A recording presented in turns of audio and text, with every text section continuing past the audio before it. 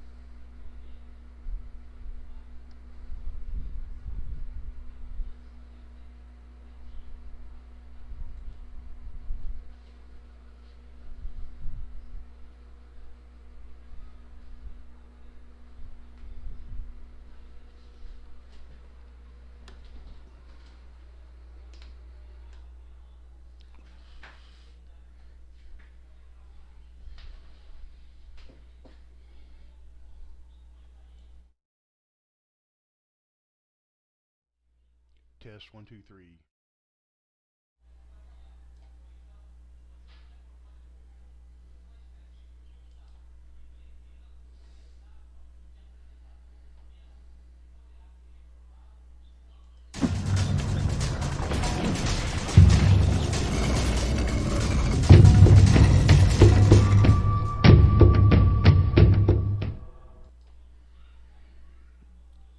Hey everybody, how are you doing today?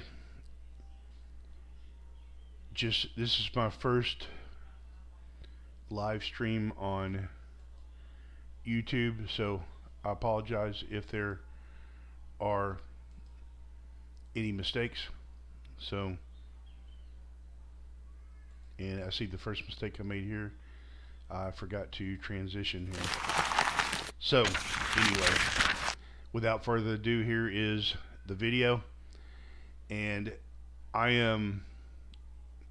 this is a video of me riding around through a rural area in Brazil.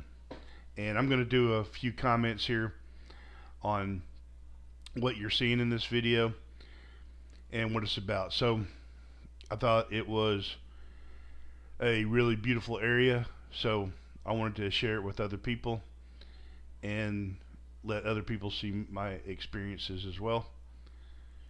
So this is a rural kind of a farming community, and you can see like banana groves right there we just passed. And so you have the banana groves in there. You'll see coconut groves and a lot of other different types of plantations. But I think the main thing in this area is you're going to see coconuts, bananas, and trees as well. They sell a lot of eucalyptus trees in here. I'm not sure what they do with the eucalyptus, if they use it for wood or maybe both. You know, wood and the leaves are processed into various things. So you can see these. It's a very beautiful scenery.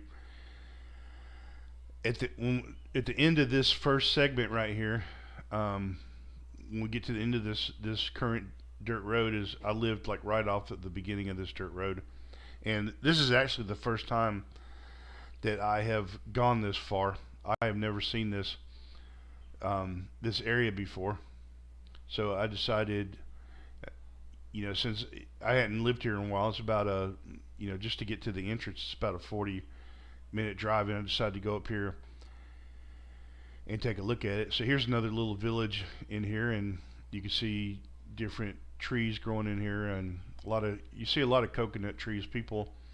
One thing that most people will plant at least one or two coconut trees, and they produce a lot of coconut water, just one tree. And coconut water is probably the best electrolyte that you could drink. Far better than Gatorade. One time I was hiking. It was hot. I was actually hiking around Chattanooga, and there's a forest up there, and it was a hot day, and I started getting cramps. Now I had Gatorade with me and stuff like that, but it didn't work. And somebody gave me some coconut water, and the coconut water actually got rid of that. And one thing, just something that's crazy. It shows how the media can change people's minds. But coconut water down here is available everywhere. I mean, you can buy it on the streets. Anytime you go to a populated area, there will be somebody on a street corner selling coconut water, and and they basically take the coconut and run it through this cold filtering thing that makes it cold, but you get fresh coconut water right directly from the coconut. And a lot of these places down here do that, or a lot of people do that. You can go to the supermarket and they usually have fresh coconut water in there. Some of them do. But the thing that gets me is that Gatorade down here is more expensive than coconut water.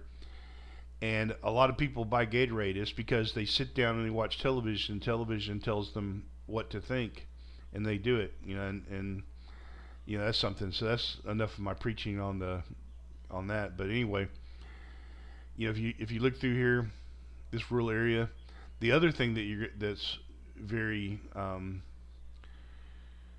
that there are a lot of here are cows and horses. You're going to see a couple horses in a minute, but we passed some fields. The open fields that we passed were full of cattle.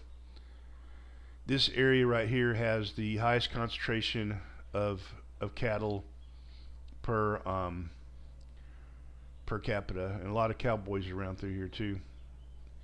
And the last time, this is the furthest that I had gone up into this area. I went up this road one time before, and while we were up here, we were visiting somebody, and a cowboy came riding out of the woods on his horse. He was just um, riding around, I guess, looking at his ranch, but he just kind of came over to see what was going on. And it's these forests are full of owners, and one thing down here is there's not much cattle thieving, but I imagine they probably have their way of getting rid of cattle thieves that goes unnoticed. It happens everywhere, but um, this is some cattle ranchers have this has always been the thing. Cattle ranchers historically have always been they had to use strict measures to protect their flock. All right, so these are eucalyptus trees to the right. You don't really have the problem with farmers like farming plants, because you don't have to worry about it's not easy to take a large quantity of valuable plants. You have to load a truck full of them. So one cow is easy to walk away or take away. So it's always been that situation. So now we're going to go. So this is going back the other way here, which we're going to start in just a second. So now going back the other way. Now I actually lived fairly close to here, but now going back down this road, you're going to see it from a different perspective. And I'm going to so this is the start of it, going through this small sleepy town, and it's not too sleepy. And this is going to be the normal speed.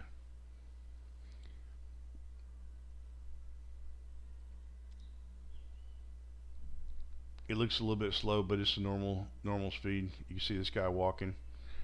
I was kind of going slow. I was actually talking while I was driving, and as I said before, this was filmed yesterday. So this itself is not actually live.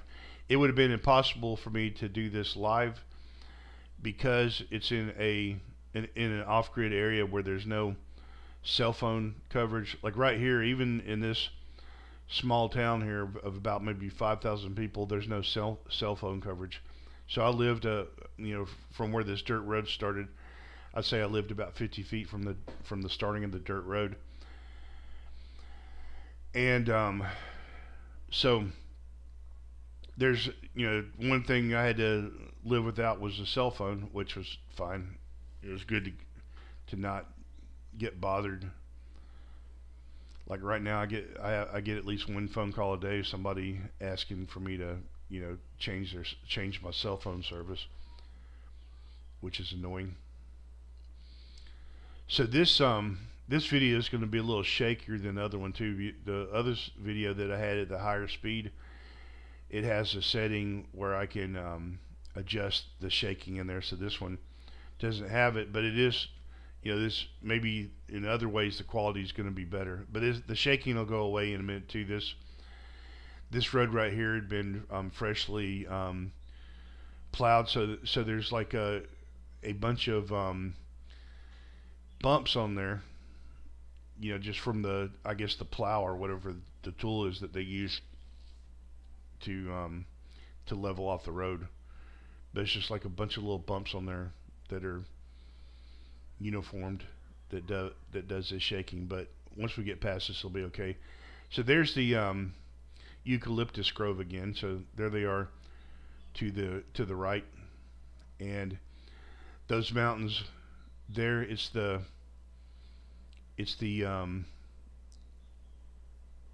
mountains of the cross, what they call it.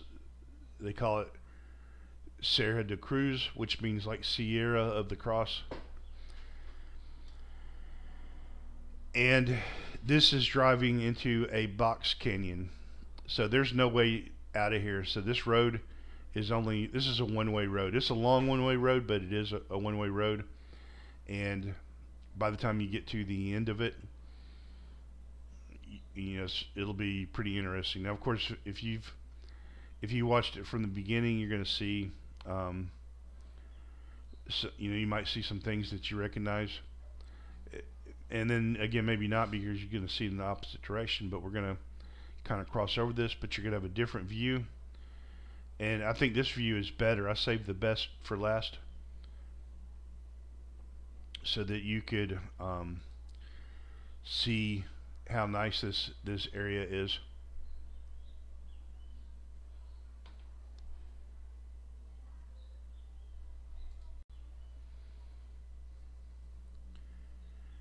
And this area here, and like I said, it's off grid. Everything, even the little town that we were in, they have internet coverage there, but they don't have cell phone coverage. Now, from everything here on out, they don't have internet coverage. If they want internet out here, they have to get like an antenna or satellite dish. And when I lived in that town area that we just came from, I had to have an antenna for internet. So, and when it rains a lot, the internet goes out. So I guess the droplets in the air heavily affect the quality of the internet. It just doesn't work. And so it rains quite a bit here. At least not like in the Amazon or anything, but it rains a pretty good bit because these mountains hold a lot of moisture in there. It rains a lot more than where I'm living now. I live on the beach, and the beach it rarely rains. I might get maybe at the most 30 days of rain out of the year, I would say. But here it rains a lot more than that. I would say maybe every other day. Maybe 50% of the time it's raining here. You can I can actually see the mountains from where I live on the beach about, I don't know, let's say 20 miles away, 30 miles away. And I can look and I can see the rain clouds coming over the mountains, but they just sort of get stuck there. So this area steals a lot of my rain, which is fine with me. I don't need that much anyway. But there's the mountains right there. Really really beautiful mountains. Now on the other side of the mountains there's another town, and if you get at the bottom of the mountain and like going straight across, it's probably about maybe 5 miles to the other town at the most. But this is the road we went up where we saw the horses. But we see that. But on the other side of those mountains there's another town, and if I wanted to go to that other town from 5 miles away from it on this side of the mountains, it would take me about 2 hours, because I would have to drive all the way around these mountains, get on another road, get on the highway, and go back around. And it's a long ways, but they're like almost next to each other. So it's like two different cultures separated by the mountains. And I don't know, they're not, traditionally they haven't really been separated. There's a lot of there has been some intermingling, but maybe people would ride horses across the mountains or something. I don't think it would be that bad to get across there, but you're going to need a four-wheel drive, a really good four-wheel drive to get through those. Maybe maybe not. I mean, you would maybe a motorcycle, maybe a horse. I don't think it's not going to be, a regular car is not going to make it through there. And so on the left and the right, cattle ranches. So these are some big, huge fields, and there's a lot of cattle out here. You can see those white specks out there. Those are cows. And the cows down here are a different breed. These are more like the cows from the breed of cow that they have in India, because the types of cows that you have in the United States are not suited for the hot weather down here. So they tried to make a hybrid, I don't know, which I'm not too keen of. I mean, for me, the beef is pretty good down here. I could tell a slight difference in the taste. I don't know, if it has to do with the fact that it's grass-fed or anything like that, but it's this beef is a little bit tougher. That's one of the the downsides of it, but it's good. And I mean, it's not always tough. Like I ate at a restaurant yesterday, and the beef was really good, and it was tender, absolutely delicious. So now out here, there are people who take. There is a bus that goes out here like a couple of times per day, and so it's not just you don't have to have a car to live out here. It would probably be really inconvenient, and a lot of people they have probably most people that live out here have a car, and probably some of them just take the bus because it's so because I mean it's like dirt cheap. I think they pay like 25 cents to take the bus. So and a lot of the people that live out here, they might have they might be loaded financially, they're very financially secure, but they will pinch pennies everywhere. And so if it it'd probably cost maybe, I don't know, $20 worth of gas to ride to town, and to go to the main town, not the little village that we started at, but and that bus goes all the way down there, so you pay like 25 cents, and the bus goes about maybe 30 miles for that price. And I would say it's a pretty good deal, and it's actually 20 cents. Now of course the exchange rate doesn't mean a lot because the cost of living is different down here.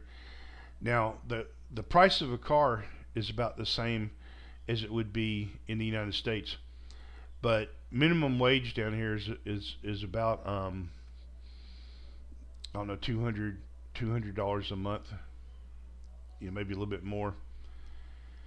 And so you get a guy that works minimum wage, they're not going to do anything. So a lot of these guys, they just start selling stuff on the road, or they might work minimum wage and sell things on the street, or sell things, do some sort of service, something like that, and they start doing pretty good afterwards. And an entrepreneur in Brazil can do pretty good. Not all of them, but some of them will do pretty good because there's a lot of opportunity down here. There's a lot of open space. There are a lot of things that you could do. I would say that there are better opportunities in Brazil than there are in Europe, and part of it's because the infrastructure is broken, and with a broken infrastructure, it creates more opportunity. So, if the government manages everything, it's it's a terrible thing, and that's actually one of the good things. Like if you live somewhere, I don't know, if you live in some city that has everything organized,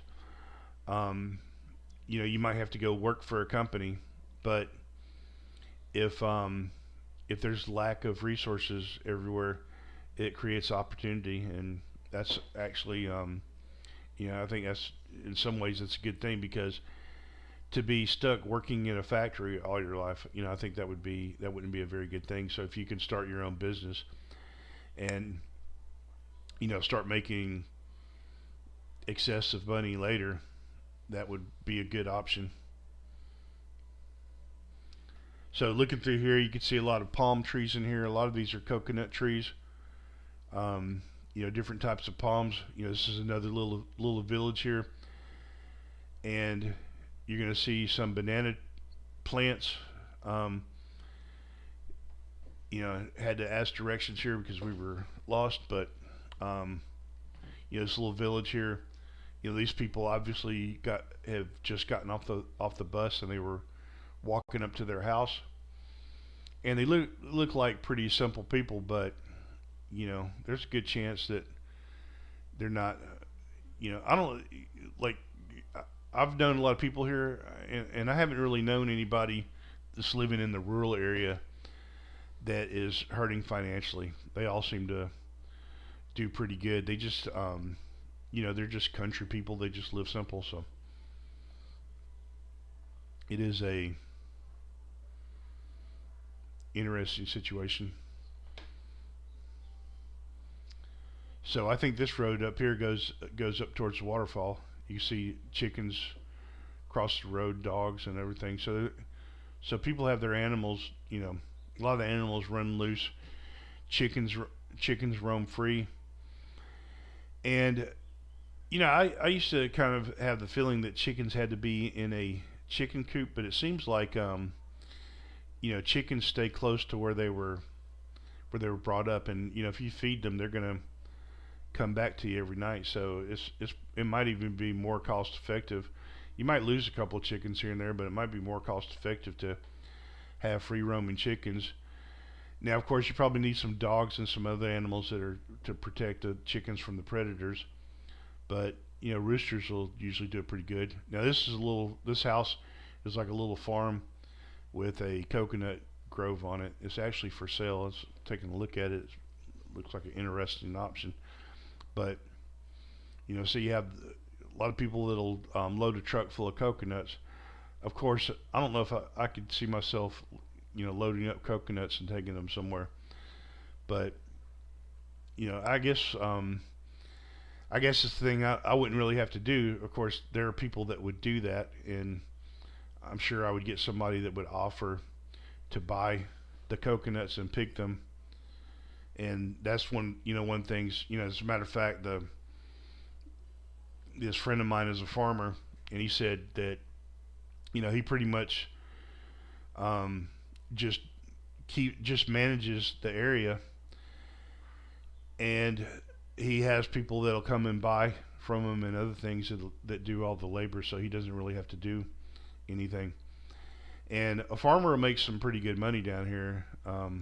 Most of them will send their children to Texas to go to university to study agriculture, and so that they can come back down here. So a lot of these this generation of farmers down here, they have university degrees, or they learn something else. But I know another friend of mine. He grew up on a farm, and I guess he sold off his part of the farm and he bought commercial property, and he just deals with commercial property, and rents out commercially, and kind of that. So, but he got a good education and studied whatever. I don't to be honest, I don't know what he studied, but he's doing pretty good, and a lot of that money came from farming. It's not the old ignorant farmer type thing. Characterized like in the past historically, and that was one of the things that used to be the tradition, the consideration of farmers, and maybe it still is, I don't know. But you go back to the Wizard of Oz story. So if you look at the Wizard of Oz, the Scarecrow represents agriculture. The Tin Man represents industry. The Dorothy, she represents the naive, American, young American that's naive and doesn't know anything. And the Lion represents cowardly politicians. So it's a book about economics. So if I ruined that story for you, my bad. But the Emerald City was Washington, D.C., doing things behind the scene of politics. And the green represented the dollar, and the yellow brick road represented the gold standard. So there's your allegory of the Wizard of Oz. That's what it should be called, the allegory of the Wizard of Oz. So we're coming out towards the end of this road. It's getting there. But you can see that, sort of in between these, it's in a canyon, sort of. And it's a nice area. I never hear of anything bad happening out here. And everybody that I've spoken with that lives out here and buying property out here, they like it or have recently bought property. But it's a good place to live off grid, probably. I'm not trying to sell anything to anybody. I'm just kind of bringing up small talk, I guess. Here's a little house. Now you look at that house up there. You see the concrete columns and the bricks. All right, so one of the things that one of the ways that they build houses down here is different from the U.S. is they put up the bricks first. So I would say every 6 feet apart, like every 2 meters maybe, they put like a 6 inch gap in between the bricks, and then they put like two boards on the outside of those, both sides of the gap, and they put some the squared shaped rebar in there, and they pour concrete. So that's the support. Like the bricks are extremely cheap, low quality materials. They're extremely thin, so they're made out of brick. They're made out of clay, but they must run the bricks through some sort of a press that makes them really thin, and it's probably an optimized process, kind of like they do with some materials in construction. I mean, I think the houses are in Brazil are a lot stronger than the houses in the U.S., and they'll last longer because they're like you look at the construction material that they do with build with houses. When I was young, they would have this like foam stuff that you would nail to the outside of the 2x4s, and everything, and the sheetrock's really weak and all this stuff. That's the banana grove we just passed, and there's coconut trees, banana trees all mixed together here. So we're looking at more banana plants, I guess. Banana plant. Yeah, it's like a rubber tree plant. I think it's called, not a tree, but it's called I don't know. But anyway, I'm not an botanical expert. I studied biology, but not enough to be able to tell you which is what. But anyway, if anybody wants to make a comment about it, go ahead. I'm open to someone with a biology degree teaching me something. So anyway, these brick houses, there's some I think those are coconuts over there to the left. So anyway, these houses are made with these bricks, and the bricks are thin. They have like a bunch of holes in them, and I'd say the bricks are few, maybe a quarter of an inch thickness, maybe a little bit more than that to half an inch inside, around the edges of the hole. So the bricks are really thin. You could break them really easily.